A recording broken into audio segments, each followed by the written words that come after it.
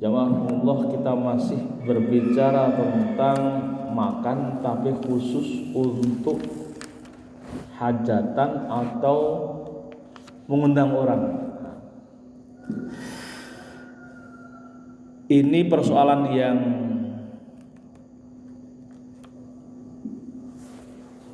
tidak begitu besar, tapi patut untuk diperhatikan karena ada hal-hal yang perlu kita tahu. Kenapa kemudian hal makanan di hajatan itu juga dibahas dalam kitab ini? Dia menarik. Qala al-muallifu rahimahullah ta'ala wa nafa'ana iyyakum ulumahu bayanu ma yahussu da'wah wa dhiyafah. Penjelasan yang khusus spesifik berkenaan dengan undangan dan juga bagaimana perjamuannya. Fadilatul dhiyafah, berbicara tentang perjamuan karena menghormati tamu. Ada hadis yang menjadi rujukan pentingnya menghormati tamu, dan bahkan itu menjadi tolok ukur keberimanan kita kepada Allah dan juga iman kepada hari akhir. Jadi kalau seandainya kita tidak melakukan itu, bahasa lainnya kita tidak atau kurang sempurna imannya. Qala Rasulullah sallallahu alaihi wasallam, man kana yu'minu billahi wal yawmil akhir falyukrim jarahu. Yang pertama menjadi tolok ukur keimanan kita pada Allah dan hari akhir, pertama adalah memuliakan tetangga. Jadi yang di nomor pertamakan adalah tetangga. Maka ini menjadi perhatian kita. Falyukrim jarahu, muliakanlah tetangga. Karena keberadaan tetangga kita itu jauh lebih dekat daripada saudara. Kita punya musibah, yang pertama kali menolong siapa? Tetangga. Kita punya hajatan atau kebahagiaan atau acara apapun, yang pertama kali menolong tetangga. Maka dalam penjelasan Rasulullah, yang pertama ditaruh adalah fal yukrim jarahu, muliakan tetangga. Kita punya masakan, kan dianjur oleh Rasulullah. Jika kita punya masakan, ada sebuah cerita kan, punya masakan yang itu kok cuman satu mangkok, sementara baunya itu sampai ke tetangga. Kalau nggak sampai ke tetangga nggak masalah. Kita masak cuman satu mangkok, misalkan gitu ya, tapi baunya sampai ke tetangga, maka perbanyaklah airnya, lalu jadikan itu menjadi 2 mangkok, lalu 1 mangkok itu diberikan kepada tetangga. Kalau orang pepatah lama, para orang tua kita mengatakan begini, pagar mangkok lebih kokoh daripada pagar tembok. Itu kan bijak sekali ya orang tua itu, membuat istilah pagar mangkok lebih kokoh daripada pagar tembok. Itu karena apa? Hadis ini jadi ungkapan yang dibuat oleh para orang tua kita itu berdasarkan dari hadis itu, fal yukrim jarahu itu. Jadi dia bukan hadis pepatah bijak orang tua, tapi sumbernya adalah hadis. Pagar mangkok lebih kokoh daripada pagar tembok. Maka pentingnya mangkok itu sering mampir ke tetangga buat bangun pagar. Nah, kira-kira gitu ya. Pagar mangkok lebih kokoh daripada pagar tembok. Lalu yang kedua, man kana yu'minu billahi wal yawmil akhir falyukrim dhaifahu. Barang siapa yang beriman kepada Allah dan hari akhir, maka muliakanlah tamunya. Jadi memuliakan tamu juga bagian dari tolok ukur keberimanan kita kepada Allah dan hari akhir. Jadi kalau ada tamu tidak kita muliakan, atau kita lecehkan misalkan, itu tidak menunjukkan kesempurnaan iman kita kepada Allah. Ta'ammu. Nah yang terakhir, man kana yu'minu billahi wal yaumil akhir falyaqul khairan aw liyasmut. Tolok ukur terakhir keberimanan kita adalah falyaqul khairan, berkatalah yang baik. Kalau nggak bisa ngomong yang baik, sebaiknya diam. Ini penting. Betapa hadis Rasulullah ini sederhana tapi mengandung pesan yang sangat penting. Jadi jangan sampai kita mengeluarkan kata-kata yang tidak berguna. Kalau itu jelas tidak berguna, maka sebaiknya diam. Nah persoalannya sekarang itu ternyata berkata-kata tidak hanya cukup di mulut, kan gitu ya. Di tangan sekarang, tangan itu yang ngobrol sekarang itu. Jadi kalau ada Al-Quran surah Yasin ya, al-yauma nakhtimu ala afhahim wa tukallimuna aydihim wa tashhadu arjuluhum bima kanu yaksibun. Pada hari ini kami kunci mulut-mulut kalian, mulut-mulut mereka, tapi kemudian tangan-tangan mereka pada berkata, sementara kaki-kaki mereka menjadi saksi atas apa yang dilakukan tangan mereka. Itu kalau para ulama tafsir menjelaskan ayat ini ya, itu berkenaan dengan proses persaksian di hari akhir. Itu rata-rata tafsirnya begitu. Nanti di hari akhir itu tidak akan ada yang bisa berbohong karena tangan mereka ngomong dan kakinya juga bersaksi atas apa yang dilakukan oleh tangannya. Tapi ternyata sebelum hari akhir, sekarang tangan-tangan sudah pada ngomong. Sekarang tangan kan bisa ngomong kan? WA, udah nggak pakai mulut. WA, ces. Nah, jadi sesuatu yang biasanya kalau itu mendahului ketentuannya, itu resikonya luar biasa besar. Kan ada cerita juga, ada cerita seorang doa orang pengen kenikmatan di surganya itu walaupun sekecil berikanlah di surga, di dunia. Doa begitu, ya Allah, ya, berikanlah kenikmatan yang bakal saya terima di surga nanti, itu sebagiannya diberikan di dunia. Wah, itu dia menjadi doa itu ketika dikabulkan itu menjadi kekayaannya, kesejahteraannya berlipat-lipat. Atau kalau itu enggak perumpamaan ya, masalah neraka saja lah. Ada satu hadis yang menyebutkan bahwasanya seandainya sumupnya api neraka, sumupnya itu apa? Tahu sumup nggak? Sumup ya. Api itu kan kalau ada ujungnya di atas itu, lalu kemudian asap ya, asap yang agak hitam gitu ya. Wah, kira seandainya sumupnya benar di asap gitu ya, asapnya neraka itu ditaruh di dunia, baru asapnya ditaruh di dunia, maka itu dunia itu kering, langsung kering, pohon mati, air langsung kering, lalu kemudian nggak ada kehidupan. Seandainya itu padahal baru uap lah, baru uapnya, asapnya. Sama dengan itu. Ketika itu sesuatu yang terjadi seharusnya di akhirat terjadi di dunia. Dari wa tukallimuna aydihim, tangan-tangannya itu ngomong, itu dampaknya luar biasa. Maka sekarang bagaimana kita bisa mengendalikan tangan yang berbicara, yang harusnya berbicara di akhirat, sekarang sudah berbicara lebih dulu. Ini efeknya, dampaknya luar biasa.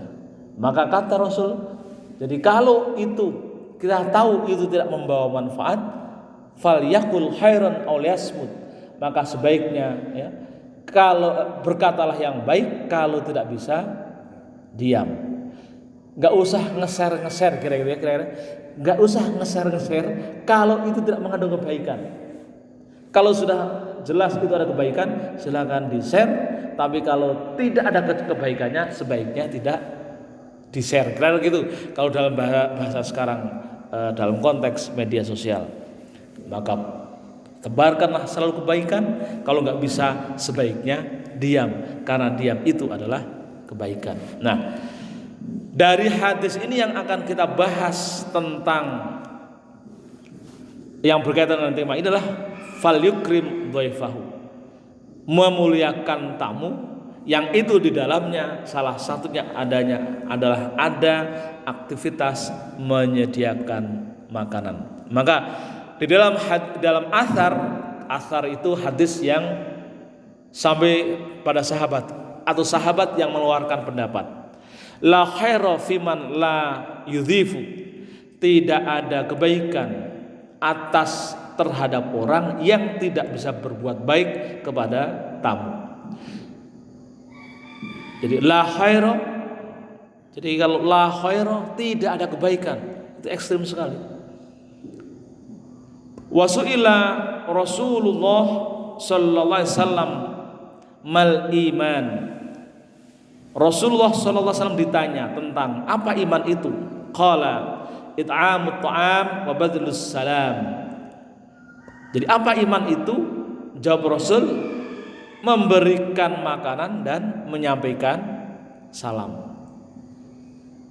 Jadi ukuran keimanan itu adalah salah satu adalah memberikan makanan dan menyampaikan salam. Jadi menghidangkan makanan itu menjadi tolak ukur keimanan.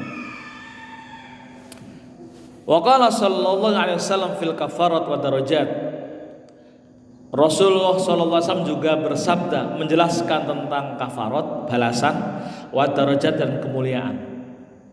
Pertama adalah it'amut ta'ami was salatu bil lail wan nasu niyam. Jadi memberikan makanan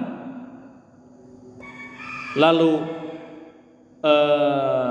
salat malam sementara manusia yang lainnya tidur. Jadi hal-hal, langkah-langkah yang bisa menaikkan kemuliaan seseorang, derajat seseorang, ya, itu adalah memberikan makanan. Ini hadis-hadis yang sahih. Ukuran memberikan makanan tidak hanya pada tamu, tapi kepada orang yang membutuhkan makanan. Ya. Kalau dalam hadis yang lain kan al jannatu mustaqatun illa arba'ati nafarin, talil Quran, hafizul lisan, wasomir Ramadan, wa mut'imil ji'an. Nah, ada 4 orang yang dirindu oleh surga. Selain ia adalah orang yang mampu menjaga lisan, menghafal, selalu membaca Al-Quran, lalu kemudian orang yang berpuasa di bulan Ramadan, yang terakhir adalah wa mut'imil ji'an, orang yang sering atau senang memberi makan orang-orang yang kelaparan. Nah, dia termasuk dirindukan surga. Ya, jadi setidaknya kalau dari ini ada 3 hadis yang menjelaskan itu. Ukuran keimanan termasuk juga di dalam balasan Allah atau kemuliaan seseorang bisa diperoleh dengan cara it'amut ta'am, memberikan makanan. Selain wassalatu bilail, selain dengan memberi salat malam sementara manusia yang lain sedang tidur. Nah, jemaah sekalian, berkenaan dengan memberikan makanan tentunya tidak bisa dipisahkan dari mengundangnya dulu. Sebelum beri makanan, mengundangnya.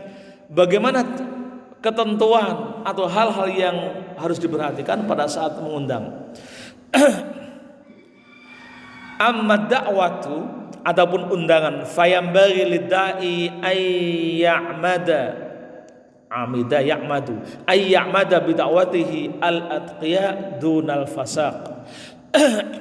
Undangan kepada orang-orang itu, ya, harus dipastikan undangan itu berisi dorongan, ajakan, anjuran untuk kebaikan bukan perbuatan dosa, bukan untuk melakukan perbuatan dosa. Misalkan, ayo ke rumah main gaple ya misalnya.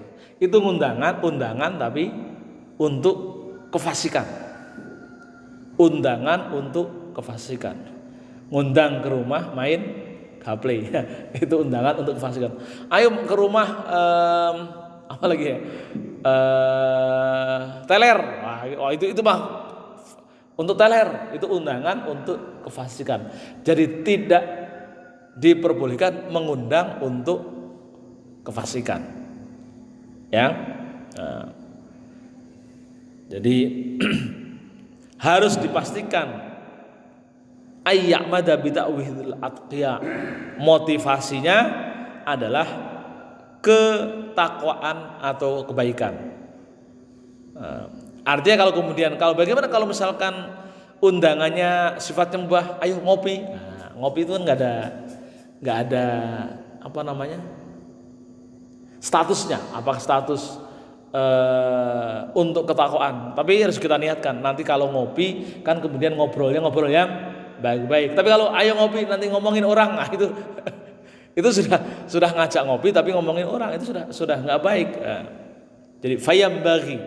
Maka perhatikan ketika mengundang ya, seorang pengundang itu harus perhatikan itu adalah diniatkan, didorong atas dasar ketakwaan. Qala sallallahu alaihi wasallam, Rasulullah bersabda, akil ta'amakal abrar. Berikanlah makan makananmu yang baik-baik, yang mengandung kebaikan. Abrar.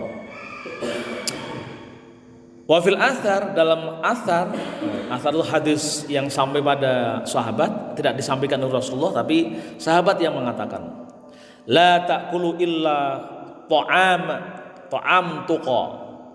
Jangan makan kecuali makanan itu yang mendorong pada ketakwaan atau makanan yang selamat. Jadi makanan yang selamat itu ya makanan yang tidak untuk atau tidak di dalamnya ngomongin orang, di dalamnya ada maksiat atau ada kefasikan. Wala ya'kulu ta'amaka illa tuqa. Dan juga tidak akan makan makananmu kecuali makanan itu mengandung tuqa, ada ketakutan atau mendorong pada ketakwaan. Wala yaqtisru al aghniya khosoh. Nah, ini nanti bagaimana kemudian ketika sebuah undangan itu jangan dikhususkan untuk orang kaya saja. Jadi kalau ngundang makan jangan dikhususkan untuk orang kaya saja, orang yang punya uang saja. Ini termasuk dicela oleh Rasulullah. Maka kalau ada yang sifatnya ngajak makan-makan, bal yadhummu ma'ahumul fuqara, tapi harus diundang juga orang-orang yang fakir. Karena kalau nggak ada fakir, ya, maka itu menjadi satu aktivitas yang tidak baik, termasuk jelek atau dicela. Wa yuhrimu minhal fuqara, dan orang fakir itu harus dimuliakan. Nah,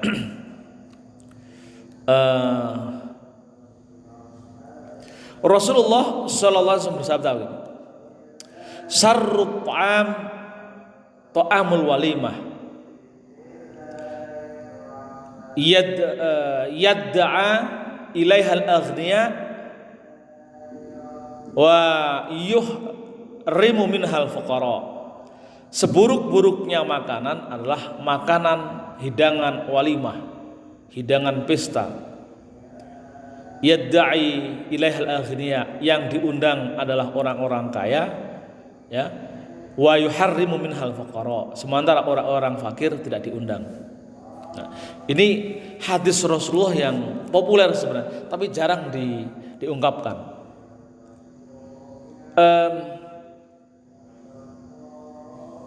Tapi kita juga tidak bisa memahami hadis ini secara secara hitam putih. Ya.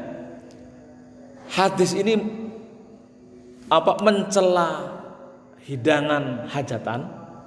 Nah, kalau kita pahami secara hitam putih, wah itu hajatan bisa nggak ada, itu bisa bubar. Ini yang kemudian orang kalau memahami secara hitam putih, ada yang ini menjadi bid'ah, ini menjadi karena bertentangan dengan hadis Rasulullah, kan begitu ya? Bertentangan dengan hadis Rasulullah, maka kemudian dicela. Ketika dicela ya seperti itu kemudian resikonya. Nah, ini hadis ini sahih. Syarrut ta'am tu'amul walimah. Buruknya makanan adalah makanan hajatan, makanan walimah, yadda'i ilaihal aghniya, yang hanya mengundang orang-orang yang kaya sementara orang-orang fuqara tidak diundang. Jadi orang yang dihormati adalah orang-orang, kan gitu ya, orang-orang yang ngamplopin, kan gitu ya. Orang yang ngawal itu dihormati, mendapatkan hormatan, maka kemudian dicela. Nah, ini ada ini cerita di pengajiannya Gus Bah. Itu cerita. Beliau ingin menjawab begini. Orang yang kemudian mencela hajatan, memang hajatan itu adalah aktivitas yang ketika merujuk pada hadis ini adalah termasuk tercela. Tapi kemudian beliau menceritakan kisah gurunya Mbah Maimun ketika ada hajatan hadir di situ. Meskipun kita tidak kalau misalkan dikatakan apakah yang dilakukan oleh beliau hadir ke tempat kondangan misalkan, lalu itu kemudian masuk dalam celaan itu, itu yang kemudian dijelaskan oleh beliau. Jadi karena di dalamnya itu adalah ada aktivitas silaturahmi, ya kan? Itu yang kemudian bisa menjadi nilai walimah itu menjadi tidak jeleknya hilang, atau untuk menghilangkan kesan, menghilangkan undangan, ajakan makan makanan ini kejelekannya itu bisa hilang, maka undang pula adalah orang-orang yang fuqara. Jadi kalau kita hajatan, undang pula orang-orang yang fuqara. Muliakan mereka sebagaimana kita memuliakan orang-orang yang aghnia. Itu tuh jalan keluar ya. Walimah dicela oleh Rasulullah, tapi kalau dicela itu kalau hanya mengundang orang-orang kaya. Maka untuk menghilangkan celanya tadi, menghilangkan keburukan pada acara walimah, maka kemudian undang pula orang-orang yang fuqara. Ini kira-kira jalan keluarnya begitu ya. Jadi kenapa itu dicela? Karena tadi hanya mementingkan memuliakan orang kaya. Wa yang bagi Allah yahmil ribahu fi diyafatihi, dan jangan mengabaikan kerabatnya di dalam perjamuannya tersebut.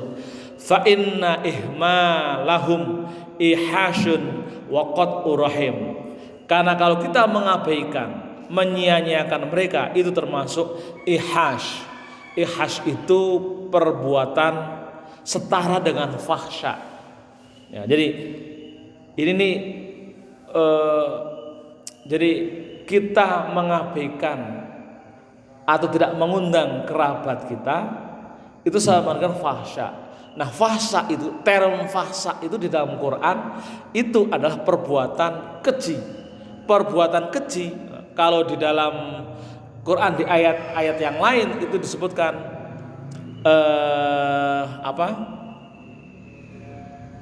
dilabelkan pada perbuatan zina.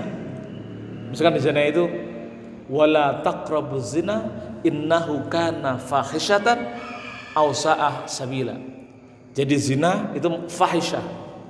Jadi kalau term ini dipakai karena ihmalahum ihash, sama dengan fahsya, maka kita tidak memuliakan tamu, mengabaikan tamu, mengabaikan kerabat kita karena saat itu dia menjadi tamu dalam perjamuannya, maka itu setara dengan perbuatan yang keji, fahsya. Karena juga kemudian memutus silaturahim. Nah, dalam hadis yang lebih tegas, yang lain itu disebutkan kan, la yadkhul jannah qati, tidak akan masuk surga orang yang memutus silaturahim. La yadkhul jannah, jadi luar biasa. Wa kadzalika yura'u tartib fi asdiqaihi wa ma'arifihi. Fa inna fi tahsisil ba'd ihasan liqulubil baqin. Jadi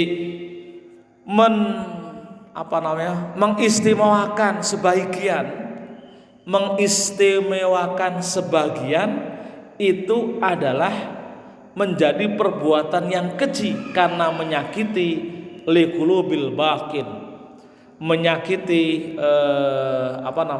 hati sisanya. Jadi setara dengan ihas. Ini kan Masya Allah. Jadi kita harus hati-hati menyakiti mengabaikan, tidak memuliakan tamu dalam perjamuan, atau kemudian tidak memberikan perjamuan kepada kerabatnya sementara di situ ada jamuan, tidak melayani, kira-kira itu adalah ihas waqatur rahim, termasuk perbuatan yang tercela dan juga bahkan memutus tali silaturahim. Wa yambaghi alla yaqsuda bi da'watihi al-mubahati wat tafakhur, dan juga ketika mengundang itu bukan dimaksudkan untuk tafakhur, merendahkan, mengundang orang lalu kemudian ini kalau nanti nyampe di sini kita bully, itu juga menjadi perbuatan yang tercela, ihas. Bal istimalatu qulubil ikhwan wa idkhul surur ala qulubil mu'minin. Tapi kalau mengundang, maksudkan, tujukan untuk idkhalus surur ala qulubil mu'minin, niatkan untuk membahagiakan. Ayo sini kita makan. Itu ngundang, niatnya adalah idkhalus surur, memasukkan, membahagiakan orang yang kita undang. Maka kata di dalam hadis yang lain disebutkan idkhalus surur shadaqatun, memberikan sesuatu yang bisa membahagiakan mereka itu adalah sedekah.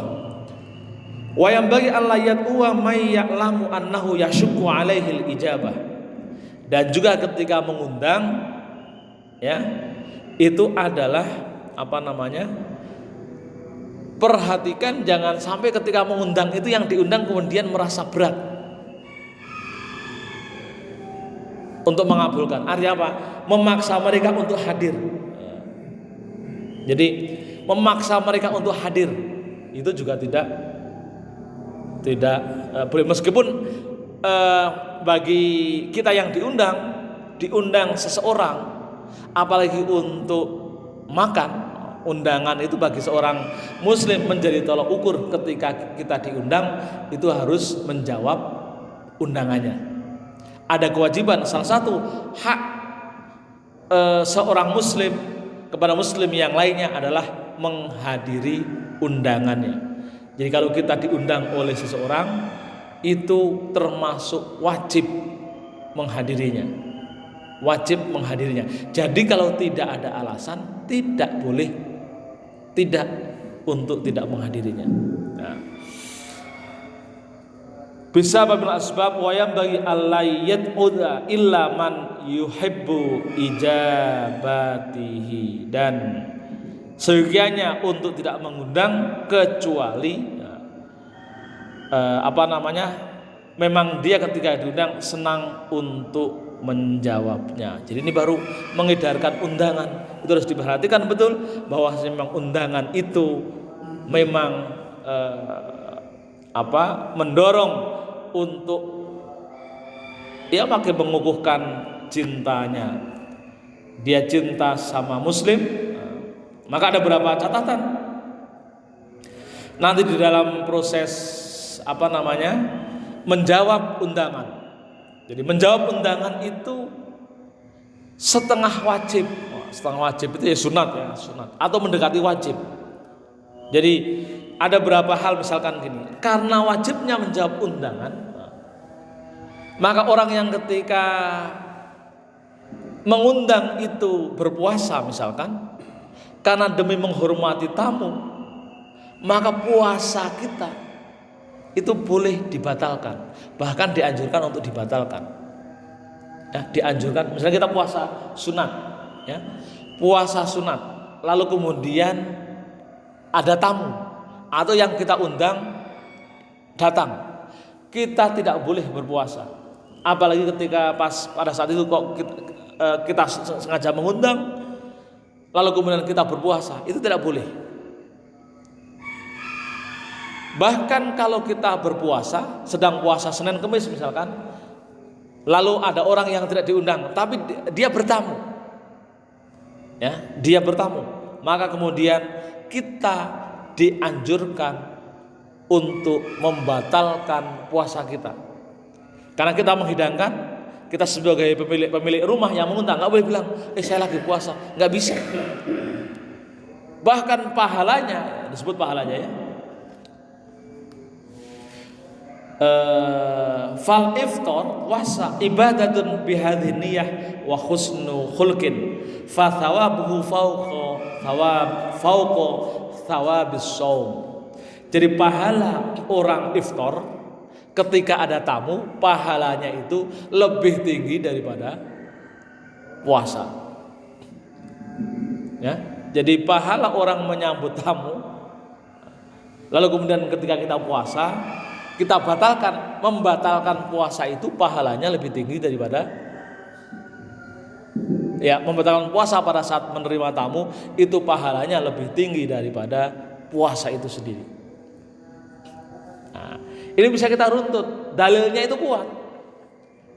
Coba kalau misalkan kita bandingkan, ada satu kaidah dalam usul fikih itu gini, idza tazahamat al mafasid, ya, idza tazahamat al masolih quddima a'laha. Jika berkumpul dua kebaikan, maka dahulukanlah kebaikan yang memiliki bobot lebih kuat.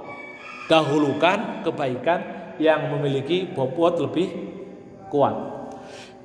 Jadi jika ada dua hukum berkumpul, bertemu dalam satu tempat, maka dahulukan amaliyah yang memiliki bobot hukum lebih kuat. Nah, ini kaidah umum. Ini Anda kemana-mana kalau menghafal kaidah ini, itu bisa diterapkan di mana-mana. Jadi kalau misalkan kita coba praktekkan dalam konteks tadi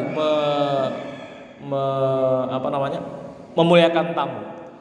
Hukum memuliakan tamu, hukumnya apa? Wajib. Puasa Senin Kemis hukumnya sunat. Jika ada tamu, nah gitu ya, ada tamu di hari Senin kita puasa, ada dua hukum di situ, memuliakan tamu. Salah satu bentuk memuliakan tamu adalah menyediakan hidangan, lalu kita puasa. Berarti yang didahulukan apa? Memuliakan tamu, kan gitu ya. Caranya begitu, memuliakan tamu. Jadi itu kaidah yang dipegang oleh para ulama untuk memutuskan sebuah keputusan. Dua hukum berkumpul dalam satu aktivitas, maka dahulukan aktivitas yang memiliki bobot hukum yang lebih kuat. Contoh lagi misalkan,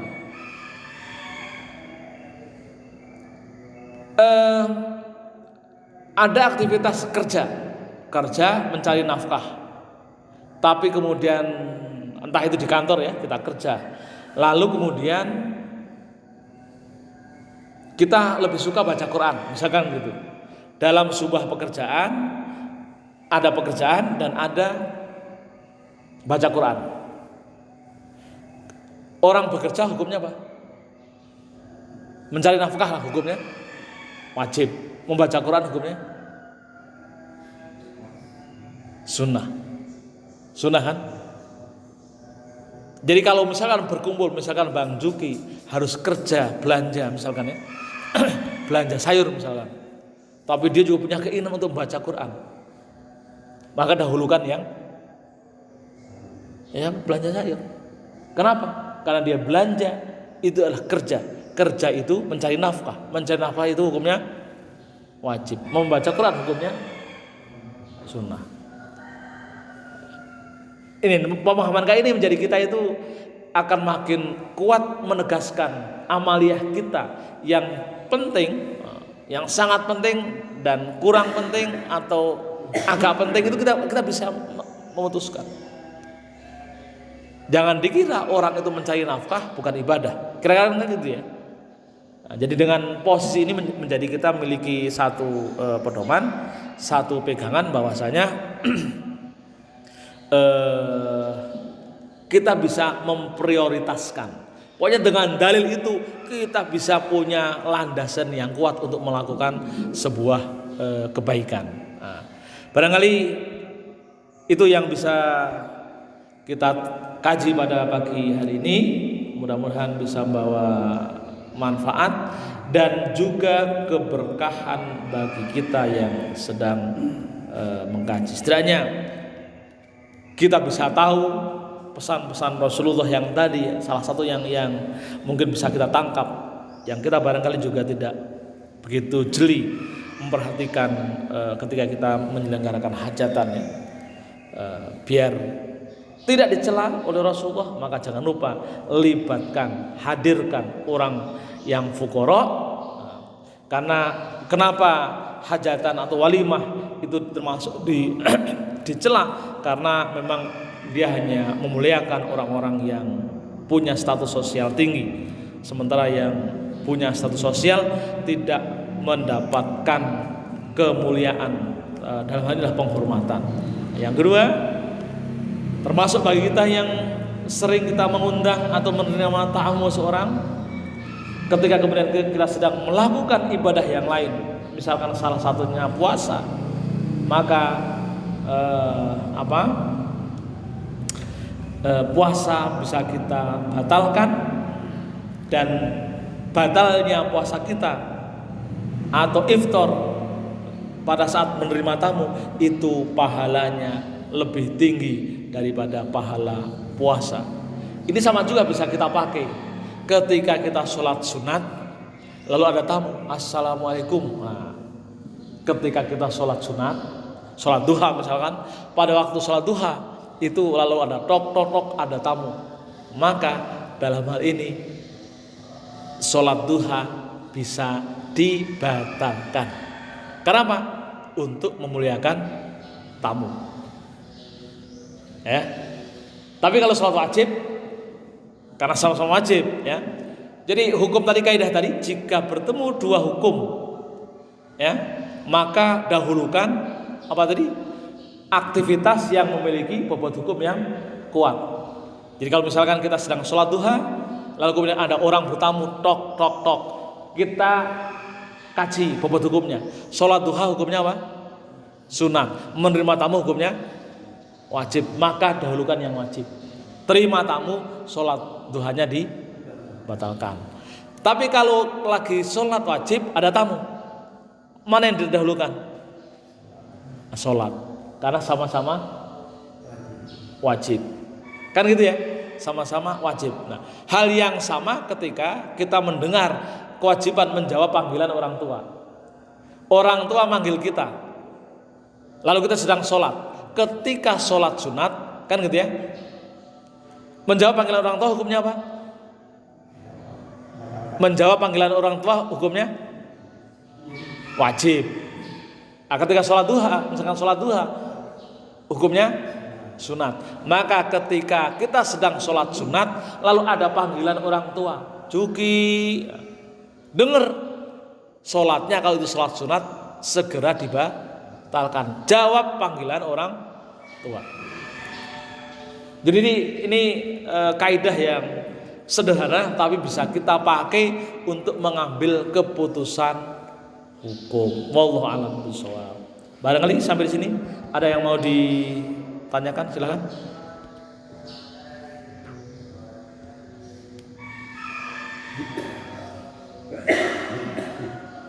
Cukup?